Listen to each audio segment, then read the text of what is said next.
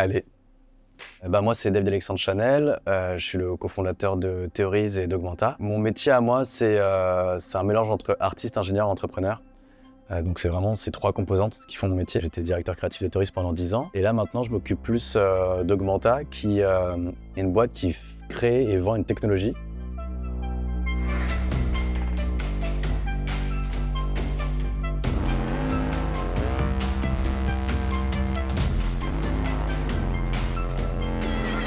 Theories, on est un studio, c'est-à-dire que c'est vraiment le contenu, la création, l'accompagnement et même le déploiement sur place est fait par le studio et par les équipes du studio. En fait, on fait trois choses. En gros, en tant qu'artiste, on va créer des installations artistiques, on va venir exposer sur des festivals, des fêtes des Lumières, etc. Et puis après, on va faire ce que nous on appelle du service, c'est-à-dire qu'on va prendre nos capacités créatives dans le service d'autres artistes, ou des marques, ou des pubs, ou des événements pour des villes, des marques, ou différentes choses. Et la troisième chose qu'on fait, c'est de la recherche. Donc on va faire ce qu'on appelle de la R&D, donc de la recherche qui va être à la fois artistique, à la fois technique, à la fois scientifique, pour voir quelles sont les nouvelles possibilités, qu'est-ce qu'on peut faire de nos jours avec de nouvelles technologies, de nouveaux algorithmes, de nouvelles approches, ou juste de manière différente d'utiliser des choses qui existent déjà, et comment ça peut changer notre métier, la société et l'industrie audiovisuelle.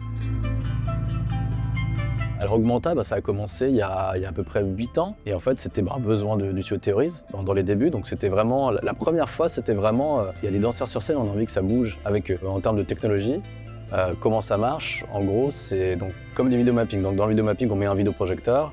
Et s'il faut faire plus d'espace, on en met plusieurs. Avec Augmenta, c'est la même chose, mais avec des capteurs 3D, des lidars. Et on a construit tout un système qui marche comme le vidéomapping. Donc on met un capteur qui voit une partie de l'espace et on va le calibrer comme du vidéomapping. Et puis une fois qu'on a toutes ces données-là, qu'on a réglées correctement, on va les envoyer à tous les logiciels habituels d'aujourd'hui qui permettent de faire l'interactivité.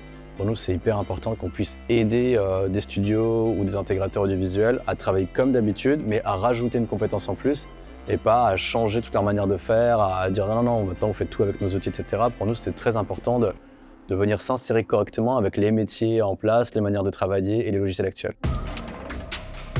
Quand tu rajoutes de l'interactivité dans du vidéomapping, ça change tout parce que c'est plus du tout la même manière d'écrire les choses. C'est-à-dire qu'on passe vraiment d'une sorte de wallpaper figé, une vidéo qui se lit avec un play, à tout est possible et surtout l'espace réagit aux personnes. Et comme c'est nouveau aujourd'hui, c'est encore assez timide ce que je vois parmi les créateurs qui s'emparent de ces outils-là. Et dans le monde du vidéomapping interactif, il y a très peu de choses qui ont été explorées. Nous, on a exploré une toute petite partie avec Theories et il y a des personnes qui cherchent des choses, des boîtes super qui font des belles choses. Mais je trouve que on est encore au début. Et donc l'écriture change entièrement.